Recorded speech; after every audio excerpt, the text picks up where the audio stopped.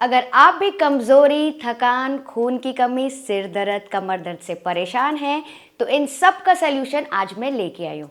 आज बनाएंगे बढ़िया से पौष्टिक, बिना चीनी, हाई प्रोटीन सत्तू के लड्डू, जिसको अगर आपने डेली डाइट में एक खाना भी शामिल कर दिया ना, तो बस ये सारी बीमारियाँ दूर भाग जाएंगी। तो बस शुरू करते हैं। तो यहाँ पे कढ़ाई में मैं ले रही हूँ 1 कप भर के घी। वजन से ये है 250 ग्राम्स। इसका हम 3/4 पोर्शन डालेंगे, बाद में हम बाकी का घी यूज़ करेंगे। अच्छा, यहाँ पे मैं यूज़ करी हुई सत्तू, ये देखिए जो चना मिलते हैं ना मार्केट में, ये वाले हेल्दी वाले जो हम खाते हैं, इसके अगर आप छिलके निकाल के पीस लेंगे तो आपको ऐसा सत्तू तैयार हो जाएगा। तो इस तरह से पैकेट्स ईजिली आजकल मिल जाते हैं सत्तू के, वही मैं यूज़ कर रही हूँ। ये टोटल मैं यूज़ कर रही हूँ 3 कप भर के। वजन से है 300 से 350 ग्राम। और इसको डालने के बाद इसको लो मीडियम फ्लेम पे रोस्ट करेंगे 8 से 10 मिनट के लिए। वैसे तो ये पहले से ही पके होते हैं, मतलब कि भुने होते हैं, तो बेसन की तरह इसको बहुत ज़्यादा समय नहीं लगता है पकाने के लिए, क्योंकि कच्चे नहीं होते हैं, तो इसलिए इसको ज़्यादा समय बिल्कुल नहीं लगेगा। अच्छा, आज मैं क्या कर रही हूँ ना, पूरा सत्तू यूज़ कर रही हूँ, लेकिन अगर आप चाहें तो घी में पहले आधा कप आटा भून लीजिए, उसके बाद सत्तू डाल के आगे का प्रोसेस कर सकते हैं। तो घी में भुनने से क्या होगा, बढ़िया सी खुशबू और फ्लेवर आ जाएगा सत्तू में। अब करीबन 6 से 7 मिनट के बाद ये देखिए हल्का हल्का सा कलर चेंज हो रहा है। अगर आपको यहाँ पे ड्राई लगे तो 1 से 2 टेबलस्पून घी और डाल सकते हैं और उसको और भून सकते हैं।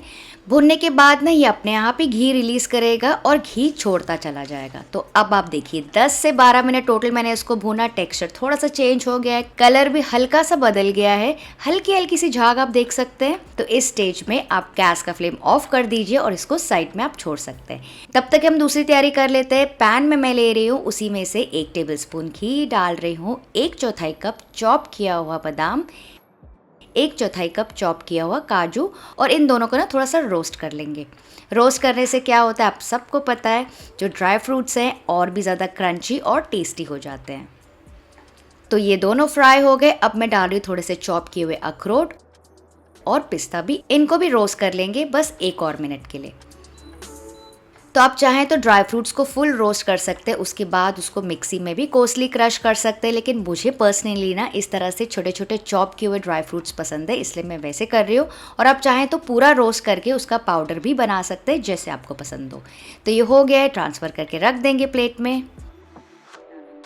फिर यहीं पे थोड़ा सा घी मैं और ले रही हूँ और इसमें हम रोस्ट करेंगे कुछ सीड्स। तो सबसे पहले ले रही हूँ 3 से 4 टेबलस्पून भर के पम्पकिन सीड्स, 3 टेबलस्पून भर के सनफ्लावर सीड्स, 3 टेबलस्पून भर के फ्लैक्स सीड्स यानी कि अलसी, और 2 से 3 टेबलस्पून मेलन सीड्स यानी कि खरबूजे के बीज। इनको भी रोस्ट कर लेंगे। तो इनको मैंने अलग से इसलिए रोस्ट किया क्योंकि इनका जो टाइमिंग्स है ना ड्राई फ्रूट से थोड़ा सा अलग होता है। सीड्स आप अपने हिसाब से यूज़ कर सकते हैं, जो भी आपको पसंद हो। तो इन सारे ड्राई फ्रूट्स और नट्स में ना अच्छी मात्रा में न्यूट्रिशन होता है, काफ़ी ज़्यादा हेल्थ बेनिफिट्स हैं इन सब के, तो डेली डाइट में आपको ज़रूर शामिल करने चाहिए। तो ये देखिए सारे हो गए। तो अब आखिर में मैं डाल रही हूँ 2 टेबलस्पून भर के तिल और 2 टेबलस्पून भर के चॉप किए हुए किशमिश। इनको भी थोड़ा सा चला लेंगे क्योंकि इनको ज़्यादा समय नहीं लगता है पकने के लिए। अच्छा, किशमिश को ध्यान से काट लीजिएगा या तोड़ लीजिएगा, क्योंकि काफ़ी बार तेल में फटते हैं। अब सबकी इम्यूनिटी तो कम हो ही गई है, स्पेशली कोविड के बाद। तो ये सारी चीज़ों से आपकी स्किन, बाल झड़ना, सिर दर्द, कमर दर्द, कमज़ोरी, थकान, खून की कमी, इन सारी चीज़ों से आपको राहत मिलेगी। तो बस इन सारी चीज़ों को बहुत ज़्यादा डार्क नहीं करेंगे, इनको भी निकाल देंगे। तो ये देखिए सीड्स हो गए। तो इनको मैं ट्रांसफ़र कर रही हूँ। फूड प्रोसेसर में आप डाल सकते हैं या फिर मिक्सी ब्लेंडर में डाल सकते हैं, और थोड़े से ना मैं रिज़र्व करके रख रही हूँ, वो मैं अलग से ऐड करूँगी और इनका दरदरा मिक्सचर तैयार कर लेंगे। क्योंकि क्या है ना, अगर नट्स दिखेंगे तो चलता है, लेकिन अगर सीड्स ज़्यादा दिख जाएँ तो शायद मेरे बच्चे और हस्बैंड ना खाएं, इसलिए मैं सीड्स का चूरा बना रही हूँ। बस मैं तो बहाने ढूंढती हूँ उन लोगों को सीड्स और नट्स खिलाने का। चलिए सत्तू का मिक्सचर भी चेक कर लेते हैं। थोड़ा सा ड्राई हो गया है, गैस का फ्लेम वापस से ऑन कर सकते हैं लो फ्लेम पे। यहाँ पे हम डालेंगे 1 टीस्पून इलायची का पाउडर। मिक्स कर लेंगे, बढ़िया सा फ्लेवर आ जाएगा, खुशबू आ जाएगी इलायची की। डाल देंगे सारे ड्राई फ्रूट्स। आपको चाहिए तो थोड़े से टॉपिंग्स के लिए रिजर्व करके रख सकते हैं। सारे क्रश किए हुए सीड्स और जो साबुत सीड्स भी हमने रखे थे वो भी डाल देंगे। थोड़ा सा मिक्स कर लेंगे और जो मिक्सचर है ना गर्म होने देंगे, क्योंकि हमने गैस का फ्लेम ऑफ कर दिया था। और जब ये हल्का ही गर्म है मिक्सचर, तो यहाँ पे मैं डाल रही हूँ करीबन 250 ग्राम, जो कि है 1 से सवा कप जितना, इस तरह से गुड़ छोटे छोटे पीसेस में रखा है ताकि जल्दी से पिघल जाए। आप चाहें तो इसके बदले गुड़ का पाउडर भी यूज़ कर सकते हैं।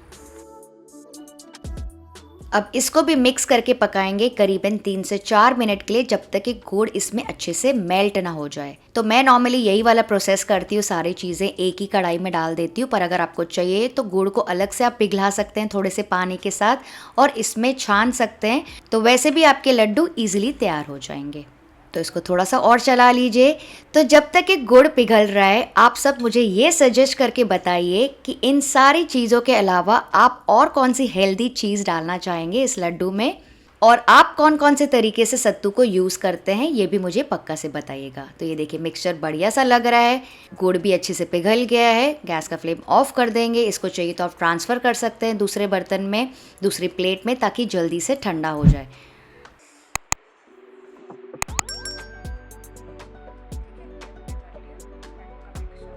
और ये देखिए जब मिक्सचर हल्का ही गर्म है, तो यहाँ पे लड्डू बांधना स्टार्ट करेंगे। तो हाथों में थोड़ा सा तेल या घी लगा लीजिए और अपने हाथों की मुट्ठी से इस तरह से लड्डू बनाते जाइए। आई एम श्योर लड्डू तो अब सबको बनाने आता है।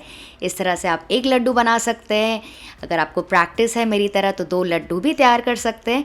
और अगर आप इसको इस तरह से उछाल के बनाएंगे ना, तो अच्छा खासा ग्लेज भी आ जाता है लड्डुओं में। तो ये एक लड्डू बच्चों से लेके बड़ों तक सब इंजॉय कर सकते हैं। और इसके अलावा भी मैंने काफ़ी सारे लड्डूज़ बनाए मेरे चैनल में, वो भी बिना चीनी के, जैसे कि ड्राई फ्रूट लड्डू, गोंद लड्डू।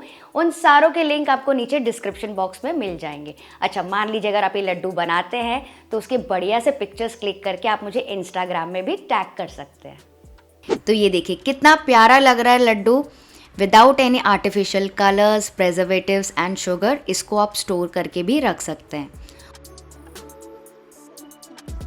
और ऊपर से जो बचे हुए नट्स और सीड्स है ना, वो भी मैंने और लगा लिए। ये देखिए तो मेरे सारे लड्डू रेडी हो गए हैं। और इस एक लड्डू में आपको काफ़ी मात्रा में एनर्जी मिलेगी पूरे दिन के लिए, क्योंकि हाई इन प्रोटीन है, शुगर फ्री है, भरपूर न्यूट्रिशन के साथ। तो इस एक लड्डू में आपको मिलेगा करीबन 10 से 12 ग्राम प्रोटीन, जो कि काफ़ी अच्छा है डेली इनटेक के लिए। और इतने मिक्सचर में ना मेरे करीबन 18 से 20 लड्डू तैयार हो गए इस साइज़ के। तो ये लड्डू इतने ज़्यादा स्वादिष्ट बनते हैं कि मैं आपको क्या ही बताऊं। खाने में तो आपको मज़ा ही आ जाएगा।